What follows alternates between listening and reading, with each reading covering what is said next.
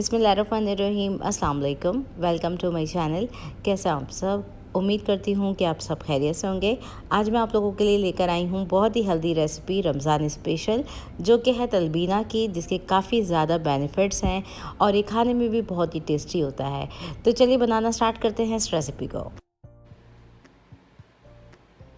तलबीना बनाने के लिए मैंने जौ का दलिया लिया है, जो कि है आधा कप, और इसको ग्राम्स में मेजर करें तो ये है 100 ग्राम। इसको वॉश कर लेंगे पहले हम, और 4 से 5 दफ़ा इसको पानी से वॉश करने के बाद इसका ये पानी जो है वो डिस्कार्ड कर देंगे।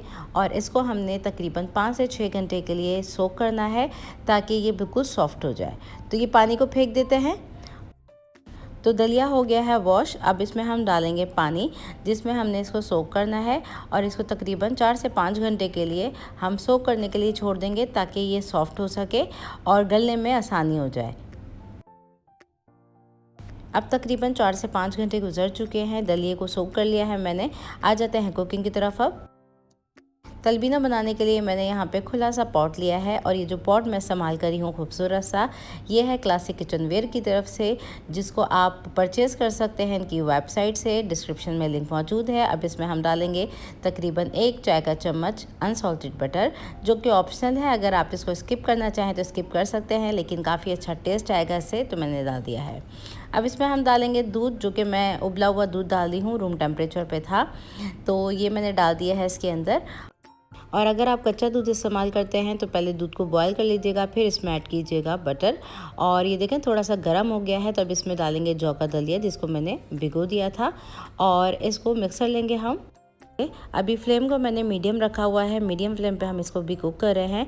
4 से 5 बॉयल आने देंगे। जब 4 से 5 बॉयल आ जाएंगे इसमें, तो इसको हम बिल्कुल हल्की आंच पे कुक करेंगे।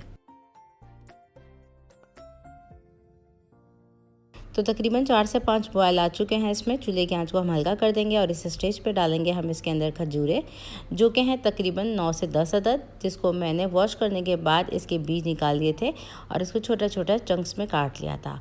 तो खजूरों को मैंने डाल दिया है। इसको मिक्स कर लेंगे, और बिल्कुल हल्की आंच पे इसको हमने कुक करना है तकरीबन 1 घंटे के लिए, ताकि खजूरें अच्छी तरीके से गल जाएँ जौ के दलिए में। तो इसको मैंने कवर कर दिया है। तकरीबन 1 घंटे के बाद चेक करेंगे। अब तकरीबन 1 घंटा गुजर चुका है इसको पकते हुए। बिल्कुल हल्की आंच पे इसको हम कुक कर रहे हैं, और ये देखें खजूरें काफ़ी सॉफ्ट हो गई हैं। इसको इस तरीके से हमने मैश करना है दूध के साथ, ताकि ये इसमें बिल्कुल वेल कंबाइन हो जाए। तो दलिए में मैंने खजूरों को अच्छी तरीके से मैश कर लिया है, और इसका लुक देख सकते हैं आप। तकरीबन 10 मिनट के बाद इसकी ये शक्ल आ गई है। चूल्हे की आंच को मैंने बिल्कुल हल्का रखा हुआ है अभी, और ये देखें स्लाइटली थिक होता जा रहा है, और दलिया हमारा बिल्कुल गल चुका है इसमें। तो इस स्टेज पे अगर आपको लगता है कि ये थोड़ा सा थिक हो रहा है, तो इसमें थोड़ा सा आप ऐड कर दीजिएगा पानी या फिर दूध। तलबीना थोड़ा सा थिक हो रहा है हमारा, तो मैं इसमें थोड़ा सा दूध ऐड कर रही हूँ, तकरीबन 1/4 कप के करीब, क्योंकि जब ये रूम टेम्परेचर पे आता है तो ये और थिक हो जाएगा, इसलिए इसकी कंसिस्टेंसी आपने थोड़ी सी थिन रखनी है। तो इसको मिक्स कर लिया है मैंने। इस स्टेज पर हम डाल देंगे इसके अंदर इलायची पाउडर। तो इलायची पाउडर ऑप्शनल है, अगर आपको अच्छा ना लगता हो तो मत डालिएगा, लेकिन थोड़ी सी खुशबू के लिए मैंने 1/4 टीस्पून ऐड कर दिया है इसमें। इलायची पाउडर डालने के बाद इसको मिक्स कर लिया है मैंने, और अब इस स्टेज पे हम डाल देंगे इसमें बादाम का पाउडर, जो कि मैं 1 खाने का चम्मच डाल रही हूँ, जो कि ऑप्शनल है। अगर आप ये डालना ना चाहें तो आप काट के भी बादाम डाल सकते हैं। इसके अलावा मैं डालूँगी इसके अंदर पिस्ते, जो कि तकरीबन 1 खाने का चम्मच है, काट के मैंने डाल दिए हैं इसके अंदर। दोनों चीज़ें डालने के बाद इसको मिक्स कर लिया है मैंने, और बस अब हम इसको डिश आउट कर लेंगे। तो इसमें चीनी का इस्तेमाल बिल्कुल नहीं किया जाता। इसमें जो मिठास है वो सिर्फ खजूरों की ही रहती है, और बहुत ही हेल्दी, और इसके जो बेनिफिट्स हैं वो आप गूगल पे सर्च कर सकते हैं। तो ये रेडी हो गया है, इसको निकाल लेते हैं। तो मैंने इसको बोल में निकाल लिया है। इसके ऊपर हम गार्निश कर देंगे थोड़े से पिस्ते और थोड़े से बादाम, और इस पर थोड़ा सा मैं शहद डालूँगी, और बहुत ही मज़ेदार ये बन जाता है। इसको ज़रूर ट्राई कीजिएगा, ज़रूर बनाइएगा।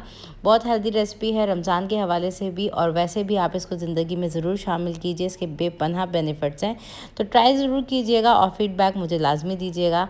और ऐसे भी वीडियो अच्छी लगी तो उसको लाइक शेयर करना मत भूलिएगा, और चैनल को सब्सक्राइब नहीं किया हुआ तो चैनल को ज़रूर सब्सक्राइब कर लीजिएगा, और कर दीजिएगा एक प्यारा सा कमेंट। तो फिर मिलती हूँ एक और नई रेसिपी वीडियो में। जब तक के लिए टेक केयर, अल्लाह हाफिज़।